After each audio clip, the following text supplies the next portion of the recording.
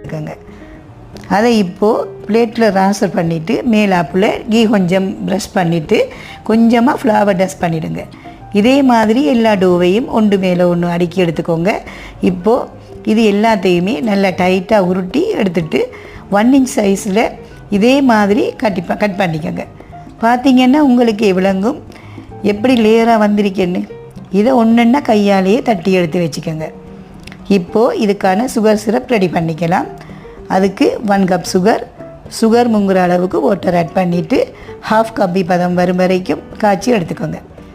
அடுத்து ஒன்றா fry பண்ணினதை டிரெக்டாகவே sugar சிரப்பில் add பண்ணிவிட்டு அடுத்த பேட்ச் ஃப்ரை ஆகும் வரைக்கும் சோக் பண்ணி எடுத்து ஒரு பிளேட்டுக்கு ட்ரான்ஸ்ஃபர் பண்ணி வச்சுருங்க. இப்படியே எல்லாத்தையும் ஃப்ரை பண்ணி சோக் பண்ணி எடுத்தால் கிறிஸ்பியான நம்ம கீ ஸ்வீட் ரெடி. நீங்களும் மறக்காமல் செஞ்சு அசத்துங்க ஃப்ரெண்ட்ஸ். மறக்காமல் நம்ம சேனலையும் ஃபாலோ பண்ணுங்கள்.